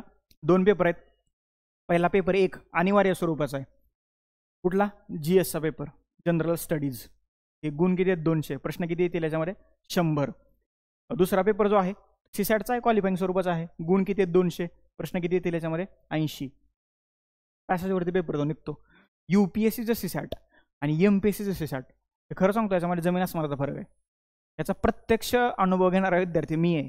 कारण ज्यावेळेस तुम्ही UPSCच्या CSATच्या पेपरला बसता, एकतर लँग्वेज बॅरियर सगळ्यात मोठा, कारण त्यांचं हिंदी ते खूप स्टँडर्ड लेवलचं हिंदी आहे जे आपल्याला कळत नाही. आ गया, इधर आओ तिधर जाओ, हे असं हिंदी नसतं UPSCचं, त्याच्यामुळे तो लँग्वेज बॅरियर आहे. जर का तो पेपर मराठीत आला UPSCच्या CSATचा तर तो क्रॅक होऊ शकतो. परंतु इंग्लिश आणि हिंदी मधलं जरा थोडंसं हे असल्यामुळे शक्यता कमी आहे. GSचा जो पेपर आहे, पेपर पूर्व परीक्षेचा, तर त्याचा दर्जा पदवी लेवलचा असेल, ग्रॅज्युएशन लेवलचा. माध्यम मराठी आणि इंग्लिश आहे. 2 तास दोन्हीचा वेळ आहे. वस्तुनिष्ठ बहुपर्यायी MCQ किंवा मल्टिपल चॉईस क्वेश्चन्स हे असतात. पेपर 2 जो आहे तर आता हे कुठं बघायचं तुम्ही? अभ्यासक्रम. त्याचा अभ्यासक्रम मी तुम्हाला पुढच्या लेक्चरमध्ये दाखवतो. त्याच्यामध्ये काही पदवी, 10वी आणि 12वीचा स्तर जो आहे तर त्याच्यामध्ये तुम्हाला असलेला दिसेल. मराठी इंग्लिश बायलिंग्वल पेपर आहे. याच्यामध्ये जर का ह्या 80 प्रश्नांचा आपण डिवायडेशन करायचा प्रयत्न केला, 50 प्रश्न जे असतात तर ते पॅसेजवरती असतात. राहिलेल्या 30 प्रश्नापैकी 5 प्रश्न डिसिजन मेकिंगचे आणि राहिलेले 25 प्रश्न जे आहेत मॅथ्स आणि रिझनिंगवरती असतात. आणि आता ते क्वालिफाईंग स्वरूपाचा झाला आहे पेपर, त्याच्यामुळं हे 50 प्रश्न सोडून काही लोक गप्प बसतात किंवा मग काही लोक उलटं करतात, ज्यांचं कॉम्प्रिहेन्शन चांगलं नाहीये, या 30 प्रश्नावरती काम करतात. संपला विषय, पास झाला तुम्ही. आणि आत्तापर्यंत तरी 2014च्या सीसॅटचा अपवाद सोडता क्वालिफाईंग झाल्यापासून सुद्धा आयोगाने सोपे सोपे हे जे आहेत तर ते पेपर सेट केलेले आहेत. त्याच्यामुळे इथं सुद्धा काही टेन्शन घ्यायची गरज नाही. बाकी GS संबंधी, पॉलिटी संबंधी काही डाऊट्स असतील तर मी आहेच. आपला यूट्यूब चॅनल आहे VJC स्टडी, तिथे सुद्धा पाहू शकता किंवा एकदा नीती IAS मध्ये ऑफलाईन भेट द्या. तुमचे बरेचसे डाऊट, क्वेरीज, क्वेश्चन जे आहेत तर ते क्लिअर होऊन जातील. अभ्यासक्रम काय आहे बघा, काय आहे अभ्यासक्रम. हे पेपर 2 बद्दल मी तुम्हाला सांगतो. पेपर 2 जे मी तुम्हाला म्हणलो सीसॅटचा, civil services aptitude test, that is CSAT. त्याच्यामध्ये पॅसेज असतं. तर ते 8वी 9वीची तुम्ही स्कॉलरशिप दिली असेल ना, त्याच्यामध्ये कसं वर एक ते पॅसेज देणार, मग खाली 2-3 प्रश्न देणार, मग त्या पॅसेजचं उत्तर आपण, त्या प्रश्नाचं उत्तर आपण त्या पॅसेजमध्ये शोधणार. आणि कुठल्या तरी शिक्षकाने सांगितलं असतं, नाहीच सापडलं तर करायचं काय. सपोज आता इथं काय म्हटलंय बघा, वस्तुनिष्ठ बहुपर्यायी स्वरूपाच्या प्रश्नपत्रिकेचे मूल्यांकन करताना, सपोज असा जर का प्रश्न आला असेल, ह्याच्यातला सगळ्यात महत्त्वाचा शब्द कुठला आहे, उत्तरपत्रिकेचं मूल्यांकन. मग हाच शब्द पॅसेजमध्ये कुठे दिसतोय बघायचं आणि तेवढं वाक्य लिहून टाकायचं, झालं ते त्या प्रश्नाचं उत्तर. असं आपण केलंय. MPSCला असं चालत नाही. प्रश्नाचे उत्तर तुम्हाला पॅसेजमध्ये शोधावी लागतील, हे लक्षात ठेवा. ओके, तो अप्रोच घेऊन इथं अभ्यास करायचा नाही. अभ्यासक्रम सविस्तर आयोगाच्या वेबसाईटवरती दिलाय. VJC स्टडीच्या टेलिग्राम चॅनलवरती, नीती आयोगच्या टेलिग्राम चॅनलवरती हा अभ्यासक्रम जो आहे तर तुम्हाला उपलब्ध करून दिलेला आहे. पेपर 2 जो आहे, जो सीसॅटचा आहे, तर तो अर्हताकारी क्वालिफाईंग स्वरूपाचा आहे. म्हणजे याचे जे मार्क्स आहेत तर ते तुम्हाला कट ऑफसाठी धरले जाणार नाहीत. किती मार्क पडले पाहिजेत तुम्हाला, 33% गुण पडले पाहिजेत, 33%. ओके, आणि मग काय करायला पाहिजे, तुमचं पेपर 1च्या गुणांमधील जेवढे गुण मिळतील त्याच्यावरती तुमचं मेरिट लागणार आहे. आणि मग तुम्ही असं म्हणाल हा पेपर क्वालिफाईंग स्वरूपाचा आहे, मग त्याला कशाला जायचं आहे. नाही, संयुक्त पूर्व परीक्षा दोन्ही पेपरसाठी तुमची उपस्थिती अनिवार्य आहे, कंपल्सरी आहे. तुम्ही म्हणाल मग मी एकाच पेपरचा अभ्यास करतो आणि त्याच्यात 200 पैकी मी 190 पाडतो, पेपर 2ला मी काय जात नाही. नाही, तो पेपर काय कंपल्सरी आहे, अनिवार्य आहे. असं काय करू नका. म्हणजे जी लोक पहिल्यांदा पेपर देत आहेत, म्हणजे ज्यावेळेस मी पहिली MPSCची पूर्व दिली होती ग्रॅज्युएशनला असताना, पहिला पेपर झाला, म्हटलं आता चला घरी. मग सगळी लोक थांबली ना, म्हणजे पेपर झाल्यानंतर घरी जाण्याची ओढ वेगळी असते. मग मी आलो, म्हटलं का थांबलाय, पण अजून एक पेपर आहे. तिने मग 2 वेळा तोंडाकडे बघितलं, म्हटलं आपलं काहीतरी चुकलंय. त्यामुळे 1-2 पहिला पेपर झाल्यानंतर दुसऱ्या पेपरसाठी गॅप असतो, 3 ते 5 आपला MPSCचा दुसरा पेपर असतो. प्रश्नपत्रिकेचं मूल्यांकन कसं, उत्तरपत्रिकेचं मूल्यांकन कसं होतं हे बघा. हे आधी 1/3 होतं, म्हणजे तुमचे जर का 4 प्रश्न चुकले, ओके, 4 प्रश्न चुकले तर तुमचा बरोबर आलेला एक कट केला जातो. 25% निगेटिव्ह मार्किंग आहे. अगोदर हे 1/3 होतं, आता 1/4 केलं. UPSCला 1/3 आहे, लक्षात ठेवा. इथं फक्त 1/4 आहे. 4 चुकले तर बरोबर आलेले एक मायनसमध्ये जाऊ शकतो. पेपर 2 मध्ये decision making and problem solving, शेवटी जे 5 प्रश्न असतात 75 चे 80 सीसॅटमध्ये म्हणतोय, क्वेश्चन नंबर 75 to 80 80 पर्यंत ते 5 प्रश्न डिसिजन मेकिंग अँड प्रॉब्लेम सॉल्व्हिंगचे आहेत. याच्यासाठी निगेटिव्ह मार्किंग नाही. आणि ह्या जे 5 प्रश्न आहेत तर तुमच्या राज्यसेवेचा जो पेपर 4 आहे ना इथिक्सचा, तर तिथं तुम्हाला केस स्टडी असतात. तर अशाच काही केस स्टडी तुम्हाला इथं दिल्या जातात. इथं तुम्हाला लिहायचं नाहीये, इथं तुम्हाला फक्त जे बरोबर पर्याय आहे तर तो तिथं निवडायचा आहे. त्याला फक्त निगेटिव्ह मार्किंग लागू नाहीये. एकाच प्रश्नाची एकापेक्षा जास्त उत्तर दिली तरी सुद्धा तो प्रश्न उत्तर तुमचं चुकीचंच समजलं जाईल आणि तो मायनस करण्यासाठी जे आहे तर ते कन्सिडर केलं जाईल. हे निकाल आहे, हे आयोगाचं काम आहे. बघा किती पट घेतले जातात हे खूप गरजेचं आहे. त्याच्याबद्दल तुम्हाला थोडक्यात मी सांगतो. जर का संबंधित सेवेतील संवर्गाच्या परीक्षेमधून भरावयाच्या एकूण पदाच्या, सपोज 1 पद भरायचं असेल तर 12 पट उमेदवार घेतले जातील मुख्य परीक्षेसाठी. ओके, अशा रीतीने प्राथमिक टप्प्यात गुणांची सीमारेषा कट ऑफ लाईन निश्चित करण्यात येईल. दुसऱ्या टप्प्यात काय केलं जाईल, मग प्रत्येक आरक्षित प्रवर्ग व उपप्रवर्गातील पदांसाठी 12 पट उमेदवार उपलब्ध होण्याची निश्चित करण्यासाठी ते काही सीमारेषा वगैरे आखली जाईल. 12 पट जे आहेत तर मेन्ससाठी घेतले जातात. हे काय आहे, हे खेळाडूं वगैरेसाठी आहे, एवढं आपल्यासाठी काही एवढं महत्त्वाचं नाही. हे प्रसिद्ध करण्यात येईल वगैरे त्यांनी सांगितले. मॅसेजवरती सुद्धा त्यांनी सांगितलेलं आहे प्रश्नपत्रिकांचं स्वरूप. हे इंटरेस्टिंग विषय आहे बघा. झालं, थोडं राहिले. मुख्य परीक्षेचं आता हे आपण पूर्व परीक्षेचं पाहिलं. मुख्य परीक्षेचं स्वरूप कसं आहे बघा. हे मुख्य परीक्षेचं स्वरूप जे आहे राज्यसेवेसाठी वेगळं आहे. ओके, सगळ्यात महत्त्वाची गोष्ट, राज्यसेवा मुख्य परीक्षेचा पॅटर्न वेगळा आहे. ॲग्रिकल्चर आणि फॉरेस्ट यांचा पॅटर्न वेगळा आहे, इंजिनिअरिंगचा पॅटर्न वेगळा आहे. मी कशाच्या बाबतीत बोलतोय? मुख्य परीक्षेच्या बाबतीत. आता पहिल्यांदा आपण कशाबद्दल पाहूया? राज्यसेवा मुख्य परीक्षा. नवीन पॅटर्न जो म्हणतो ना आपण, तर तो हा नवीन पॅटर्न आहे. 1750 मार्काची लेखी परीक्षा होणार आहे. त्याच्यामध्ये तुम्हाला 9 पेपर लिहायचे आहेत आणि 275 मार्काची तुमची मुलाखत किंवा इंटरव्ह्यू होणार आहे. आणि जे फायनल मेरिट लागेल ना, तर ते 1700 हे 2 पेपर सांगतो तुम्हाला. फायनल मेरिट ह्या दोन्हींच्या आधारावरती लागेल. इथे काय लक्षात? इंटरव्ह्यूचे मार्क्स थोडेसे जास्त आहेत इतर परीक्षांची तुलना करता. 2 लँग्वेजचे पेपर आहेत आणि हे जे आहेत तर हे क्वालिफाईंग स्वरूपाचे आहेत. एक त्याच्यामध्ये भाषा पेपर 1 त्याच्यामध्ये मराठी आहे आणि भाषा पेपर 2 त्याच्यामध्ये इंग्लिश आहे. UPSCचा विचार करता पहिला पेपर तुम्हाला इंग्लिशचा कंपल्सरी आहे आणि दुसरा जो पेपर आहे मग तुम्ही त्याला कुठलीही भाषा निवडू शकता. याचा स्तर जो आहे तर तो 10वीचा आहे. 300 मार्कांचा पेपर आहे, 3 तासाचा वेळ आहे. त्याच्यामध्ये तुम्हाला प्रत्येक पेपरमध्ये 25% गुण जे आहेत मिळवणं गरजेचं आहे. पारंपरिक वर्णनात्मक डिस्क्रिप्टिव्ह स्वरूपाचा हा पेपर आहे. 25% गुण जे आहेत तर ते तुम्हाला तिथं पडले पाहिजेत. त्याच्यानंतर निबंधाचा पेपर आहे एसएचा. 2 निबंध लिहायचे तुम्हाला 250 मार्काला. पदवीचा काय दर्जा तिथं असणार आहे. बाकीच्या सगळ्या पेपरला दर्जा जो आहे तर तो पदवीचाच आहे. मराठी आणि इंग्लिशमध्ये 3 तास वेळ कंपल्सरी पेपर आहे तो पारंपरिक वर्णनात्मक. त्याच्यानंतर paper 1 GS1 GS2 GS3 GS4. Okay. आणि मग तुम्हाला काय करायचं आहे? एक ऑप्शनल पेपर निवडायचा आहे, ऑप्शनल सब्जेक्ट निवडायचा आहे आणि त्याचे 2 पेपर असतील. पेपर 1 ऑप्शनल आणि पेपर 2 ऑप्शनल. आणि तो किती मार्कासाठी असेल? 500. येते लक्षात? जर का तुम्ही मराठी ऑप्शनल म्हणून निवडला तर तो मराठी भाषेतच असेल. ओके. जर का तुम्ही इंग्लिश ऑप्शनल म्हणून निवडला तर तो इंग्लिश भाषेतच असेल. जर का तुम्ही पॉलिटिकल सायन्स आणि इंटरनॅशनल रिलेशन म्हणजे PSR ऑप्शनल म्हणून निवडला तर तो बायलिंग्वल असेल, मराठी आणि इंग्लिश.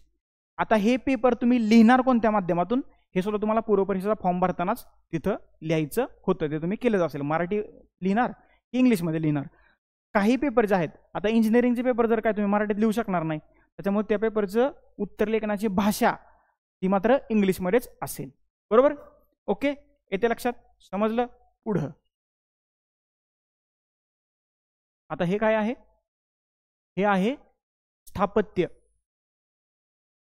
Civil engineering. 2 पेपर आहेत. Paper 1 paper 2.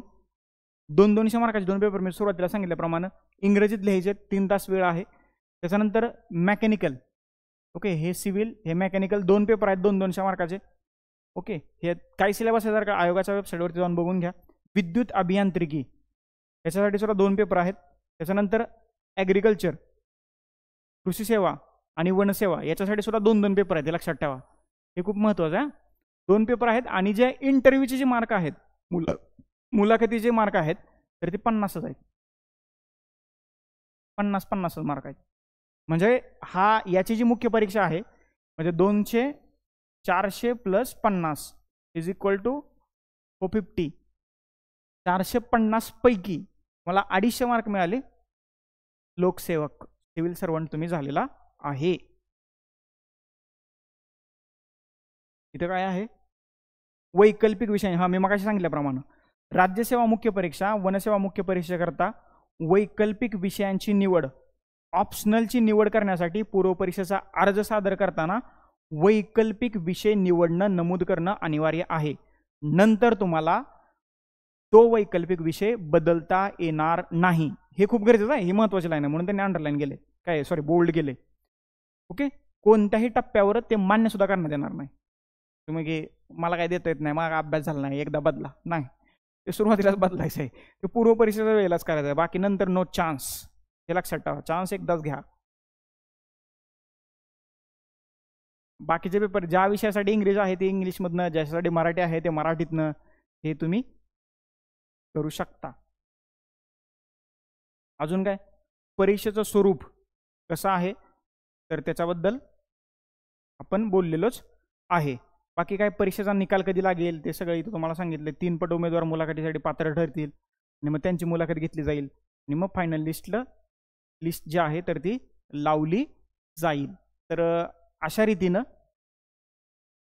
गुणवत्ता यादी जी आहे तर ती जाहीर केली जाईल. ऑप्टिंग आउट म्हणजे भरती प्रक्रियातून म्हणजे तुम्हाला जर का 2-3 पोस्ट असतील आणि तुम्हाला एक पोस्ट सोडायची आहे तर मग ते ऑप्टिंग आउटचा ऑप्शन जो आहे तर तो आयोग उपलब्ध करून देतो. हे सगळं ऑनलाईन प्रक्रिया आहे आणि आता KYC पण तुम्हाला करायचं आहे, म्हणजे तुमचं आधार कार्ड तिथं लिंक करायचं आहे. मग तुम्हाला एक OTP येईल ज्या आधार नंबरला तुमचा मोबाईल नंबर अटॅच आहे, आणि मग तुम्ही ते सगळं जे आहे तर ते करू शकता. ते करून घ्या.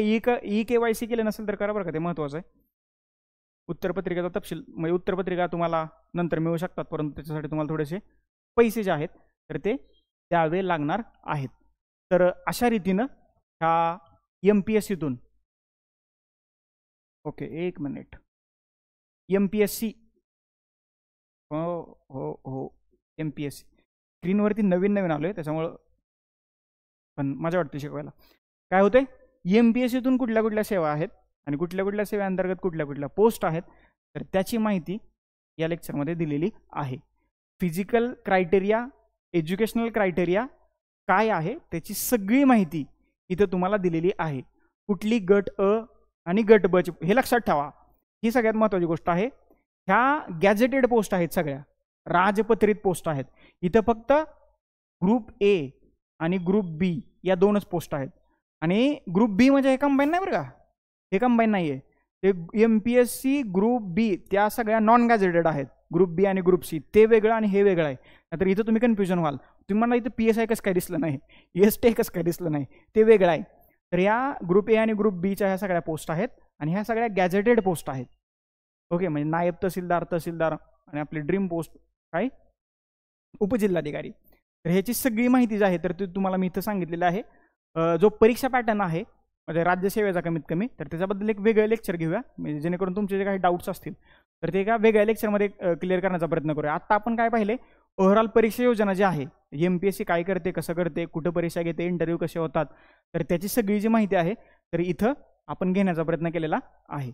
याच्याबद्दल तुमच्या मनात अजूनही काही डाऊट्स असतील, म्हणजे अजून कुठल्या पोस्टची माहिती तुम्हाला व्यवस्थितपणे समजली नसेल तर एकदा नीती आयोगला भेट द्या, किंवा मग कमेंट बॉक्समध्ये कमेंट केलं तरी चालेल, किंवा मग माझा नंबर देतो तुम्हाला 9665274459. याच्यावरती तुम्ही मला कॉल किंवा मेसेज करू शकता. आणि एकदा कॉल नाही झाला तर एक जास्त रागला जाऊ नका, कॉल जर रिसिव्ह करत नाही असं आहे तसं करा. याच्यावरती तुम्ही संपर्क साधू शकता. व्हॉट्सअप करा, टेलिग्राम करा. टेलिग्रामचा ID सुद्धा लिहून घ्या, @वैभव शिवडे. याच्यावरती तुम्ही मला टेलिग्रामला मेसेज करू शकता. म्हणजे तुमची जर का प्रायव्हसी तुम्हाला ब्रेक करायची नसेल तर इथं तुम्ही मला टेलिग्रामला मेसेज करा. बाकी व्हॉट्सअपसाठी हा नंबर आहे. ओके, तर तुर्तास आता आपण इथं थांबूया. थँक्यू सो मच, धन्यवाद. नेक्स्ट लेक्चरमध्ये आपण भेटूयाच.